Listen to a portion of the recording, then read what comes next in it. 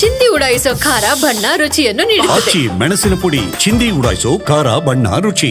ಕೊಡಗು ಜಿಲ್ಲೆಯಲ್ಲಿ ಮುಂದುವರೆದಿದೆ ಮಳೆ ಆರ್ಭಟ. ಮೇಕೆರೆ ಮುಖ್ಯ ರಸ್ತೆ ಬಳಿ ಮಣ್ಣು ಕುಸಿತ ಆಗಿದೆ. ಮಡಿಕೇರಿಯ ಮುರ್ನಾಡು ರಸ್ತೆ ಬಳಿ ಇದೆ ಈ ಮೇಕೆರೆ. ಕಳೆದ 2 ವರ್ಷಗಳ ಹಿಂದೆ ಸಿಮೆಂಟ್ ರಸ್ತೆ ನಿರ್ಮಾಣ ಮಾಡಿದ್ದಾರೆ. ಇದೀಗ ಸಿಮೆಂಟ್ ರಸ್ತೆಯ ಸಮೀಪ ಮಣ್ಣು ಕುಸಿತವಾಗಿದೆ. ನಿರಂತರವಾಗಿ ಮಳೆ ಸುರಿತಾ ಇದೆ, ಹಾನಿಗಳಾಗಿದೆ. ಮಣ್ಣು ಕುಸಿದಾಗಿರುವಂತಹ ಹಿನ್ನೆಲೆಯಲ್ಲಿ ವಾಹನ ಸಂಚಾರಕ್ಕೆ ಅವಕಾಶ ಇಲ್ಲ, ಅಲ್ಲಿ ಸ್ಥಗಿತಗೊಳಿಸುವಂಥ ಸಾಧ್ಯತೆಗಳಿದ್ದಾವೆ. ಮುಂದಿನ ಅನಾಹುತ ತಪ್ಪಿಸುವಂತೆ ಜಿಲ್ಲಾಡಳಿತಕ್ಕೆ ಈಗ ಸಾರ್ವಜನಿಕರು ಒತ್ತಾಯವನ್ನು ಮಾಡಿದ್ದಾರೆ. ಮೇಕೆರೆ ಮುಖ್ಯ ರಸ್ತೆಯ ಬಳಿ ಭಾರೀ ಪ್ರಮಾಣದಲ್ಲಿ ಮಣ್ಣು ಕುಸಿತ ಆಗಿದೆ. ರಸ್ತೆ ಮೇಲೆ ಬಂದಿದೆ ನೋಡಿ. ಇಲ್ಲಿ ಆಯತಪ್ಪ ಏನಾದರೂ ಈ ಕಡೆ ತೊಗೊಂಡ್ಬಿಟ್ರೆ ಗಾಡಿನ ಪಾತಾಳಕ್ಕೆ ಹೋಗ್ಬಿಡ್ತಾನೆ ಅವನು. ದೊಡ್ಡ ಅನಾಹುತಗಳಾಗ್ಬಿಡ್ತವೆ. ಹಾಗಾಗಿನೇ ಸದ್ಯಕ್ಕಂತರೂ ಅಪಾಯ ಕಟ್ಟಿಟ್ಟ ಬುತ್ತಿ.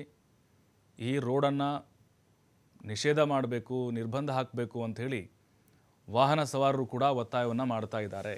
ಯಾಕಂತ ಹೇಳಿದ್ರೆ ಪೂರ್ವಾಪರ ಗೊತ್ತಿರೋದಿಲ್ಲ, ಮಾಹಿತಿ ಇರೋದಿಲ್ಲ. ಏಕಾಏಕಿ ಸ್ಪೀಡಲ್ಲಿರ್ತಾರೆ.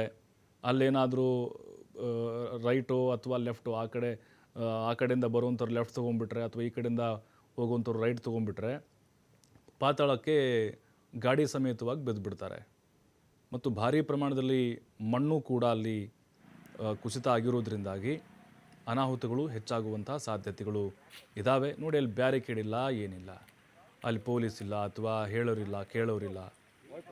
ಯಾರು ಬೇಕಾದರೂ ಹೆಂಗೆ ಬೇಕಾದ್ರಂಗೆ ಓಡಾಡ್ಬೋದು ಅನ್ನುವಂಥ ಸ್ಥಿತಿ ನಿರ್ಮಾಣ ಆಗಿದೆ. ಹಾಗಾಗಿನೇ ಈಗ ಕೊಡಗು ಜಿಲ್ಲಾಡಳಿತಕ್ಕೆ ಸಾರ್ವಜನಿಕರು ಒತ್ತಾಯವನ್ನು ಮಾಡ್ತಾ ಇದ್ದಾರೆ.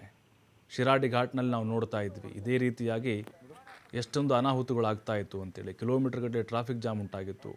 ಅಲ್ಲಿ ಸಣ್ಣ ಹಳ್ಳಕ್ಕೆ ಹೋಗಿ ಗಾಡಿಗಳು ಬೀಳ್ತಾ ಇತ್ತು. ಆ ರೀತಿ ಆಗಬಾರ್ದು ಅನ್ನುವಂಥ ಕಾರಣಕ್ಕೋಸ್ಕರ ನೋಡಿ ಸಿಮೆಂಟ್ ರಸ್ತೆ ಮಾಡಿದ್ದಾರೆ. ಈಗ ಮತ್ತಷ್ಟು ಅನಾಹುತಗಳಾಗಬಾರ್ದು ಅನ್ನುವಂಥ ಒತ್ತಾಯವನ್ನು ಮಾಡ್ತಿದ್ದಾರೆ.